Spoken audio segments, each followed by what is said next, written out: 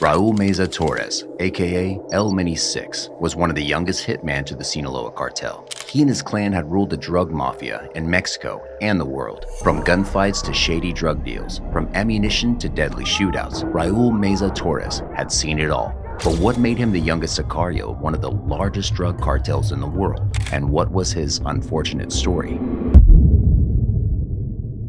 Raul Meza Torres was born into a family of high-ranking members of the Sinaloa Cartel. His father, Raul Meza Ontiveros, was famous for his courage and bravery. He was also a high-ranking leader within the organization. Torres's mother, Ada Elizabeth Torres Felix, was the sister to two other Sinaloa Cartel members. Given his family's ties to the criminal group, it's not surprising that Meza Torres acquired the nickname El Mini 6. In reference to his father's alias, LM6. What is more surprising, however, is that despite his family connections to a criminal and deadly cartel, Meza Torres had no intention of staying out of trouble. In fact, he wanted to be just like his father. Torres also hailed as a role model for his courage, and his friends looked up to him. He participated in cartel meetings from a young age and was often seen on social media with other members of the cartel. Meza Torres' story was an inspiring one for his friends and teenagers who wanted to be just like him, proving that even crime and violence associated with cartel life attracted young blood. Torres was fond of luxuries. He continuously took part in drag races and liked showing off whatever arms and ammunition he had. This means that from a very young age, he was accustomed to these things. Weaponry, for Torres, was like Play-Doh. Seems as if his father had taught him well.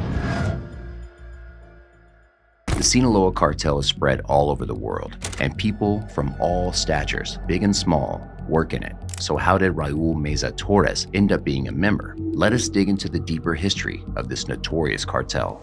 In his days with the cartel, Meza Torres roamed around with Rojas Felix, another member of the Sinaloa Cartel. Rojas and Torres became good friends. However, Rojas was introduced to Torres by a high-ranking criminal called El Coronel. El Coronel was one of the founding members of the Sinaloa Cartel. Before joining the Sinaloa Cartel, he used to work with the Juarez Cartel. The police ultimately disseminated the members of the Juarez Cartel and arrested them one by one. El Coronel fortunately got away. Then met who would be the most wanted drug lord of the world, Joaquin Guzman, or El Chapo. Together, Coronel and Chapo created a wondrous and dangerous drug mafia called the Sinaloa Cartel. But again, how did the 18-year-old Torres come into the picture? Well, before Torres, there was someone else. This someone else was Torres' inspiration for joining the mafia and becoming a hitman or a Sicario. And this influential person was none other than his father, Raul Meza Ontiveros, or LM6. LM6 had joined the cartel as a hitman, and he was good at it. Ballads were written and sung in his name. While growing up, Torres watched his father being respected in the crime world, and he wanted to have that, like father, like son. Torres joined the cartel when he was just 15. He started posting pictures of him with arms and ammunition. Torres was close to being a full-blown Instagram influencer. Seeing him flaunt his weapons, other children of his age got influenced and started joining the Sinaloa Cartel. Gradually, Torres started becoming famous. Like his father, he was now called El Mini 6. But wait, there's something else in common between El Mini 6 and El Coronel, the founding member of the Sinaloa Cartel. They both had suffered a similar fate. El Coronel was also killed in a confrontation. However, this was a confrontation with the Mexican army.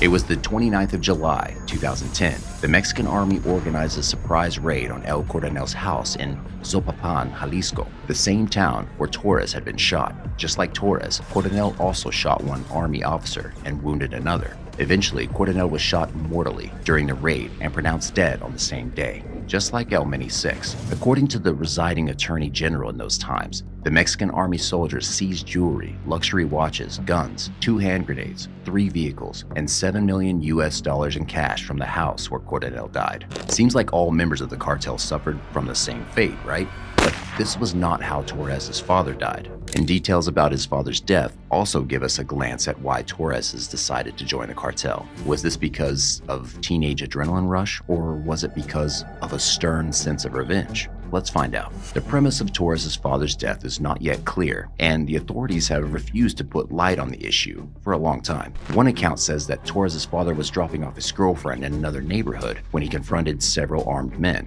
And what came next was a heinous murder and a source of lifelong pain for Torres' family. On the 27th of March 2007, Torres' father, LM6, went to the Las Quintas neighborhood where several armed men were waiting for him already. He was in the middle of a shootout as he reached. LM6 was shot point blank.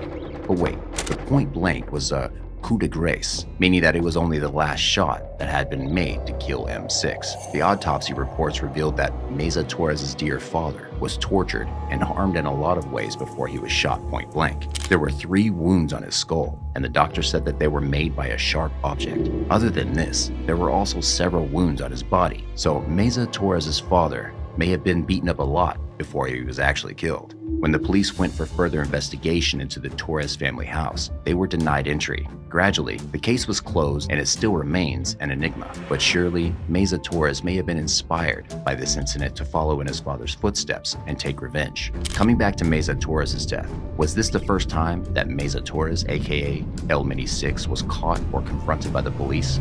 Of course not. Only a few months had gone by after his father's death when Meza Torres found himself in another police confrontation. Torres was stopped by the police in the same neighborhood where his father was brutally murdered, Las Quintas. Torres, with 2 of his friends, was driving an armed vehicle without papers and license plates. Torres was even carrying a fake ID.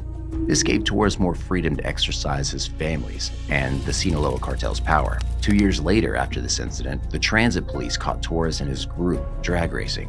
When the police ordered the 2 vehicles to stop, Torres and his gang began shooting at the police officers. What began as just a fun drag racing exercise for teenagers now turned into a full-blown shootout. Torres and his gang injured a police officer and fled the scene.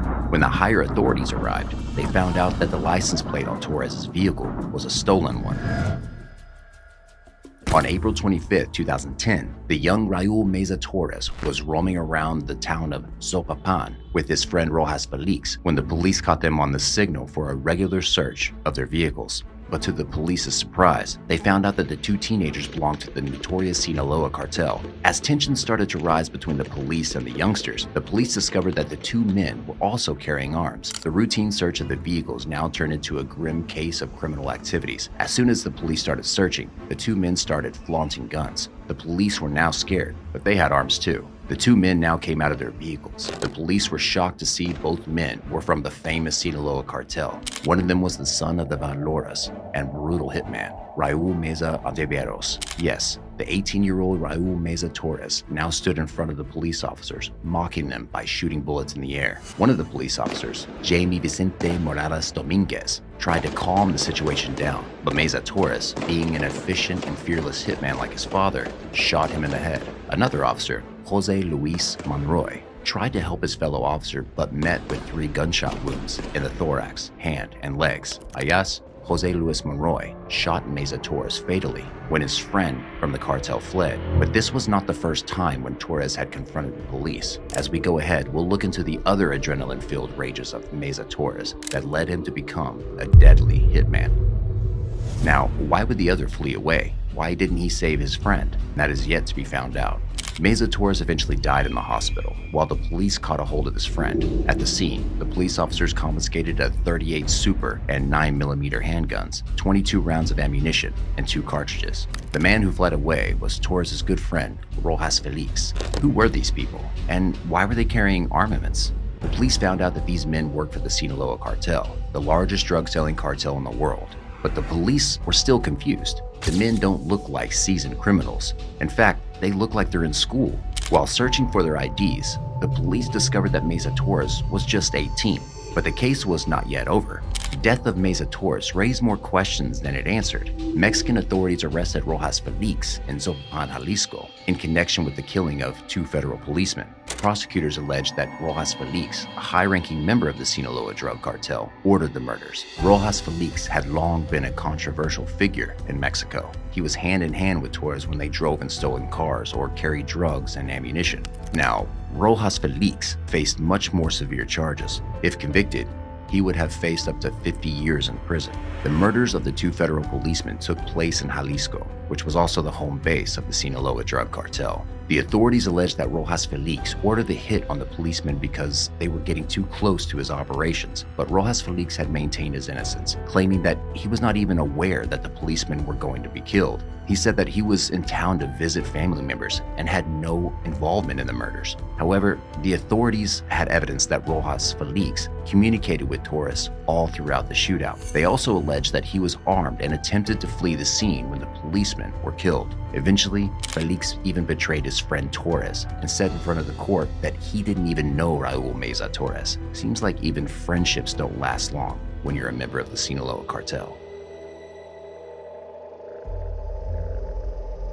All these events and several more motivated Meza Torres, aka El Mini 6, to be a dangerous Sicario just like his father. But what was different was that Torres made himself famous not only among the brutal neighborhoods of Zopapan and Las Quintas, but also in the influential ocean of social media. Several of his photos had gone viral on social media platforms where he posed with different murderous weapons. As his image elated the Sinaloa Cartel, he was also able to recruit young members into the cartel with his heavy social media presence. Although Torres had managed to come out of many brutal shootouts, eventually fate ditched him and was killed in a shootout during a regular vehicle check. El Mini 6's legacy has been stored in several narco-corridos, or drug ballads, that musicians made for him and his courageous persona. One of the musicians was Torres' longtime friend, Jesus Raul Perez. They remembered his military uniform, his courageous stance against the police, his firearms, and several other menacing things.